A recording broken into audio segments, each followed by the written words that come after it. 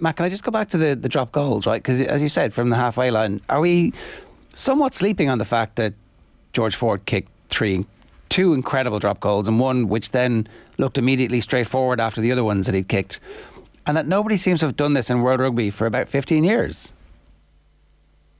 Yeah, I mean, you listen to my commentary on Five Live, every single, certainly World Cup, maybe Six Nations, those close games, the amount of times that I haven't got any hair, but, pulling it out of, just hit three, regroup.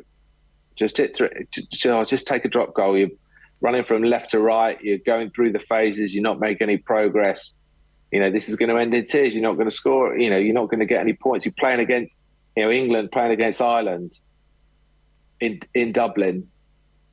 A massive, massive gap. Just take three, walk away.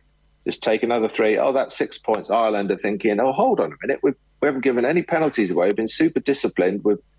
It has a very different mindset to the opposition when you're just ticking away at the scoreboard. And I don't think anybody really understood that when we were in our pomp back in the early 2000s. People didn't cotton on why it was so effective. They just think, oh, Wilco's going to hit 3 points. But it was that cumulative effect that you saw George Ford do against Argentina, where Argentina haven't done anything wrong.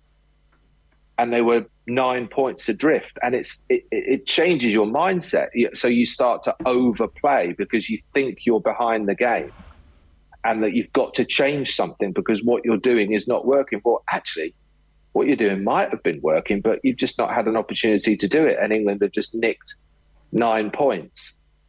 So I'm absolutely baffled why teams don't do it more.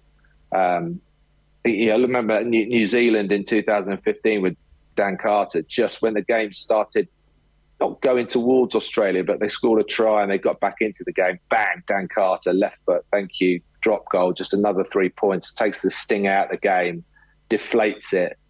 And you're like, oh, okay, I know New Zealand are in charge.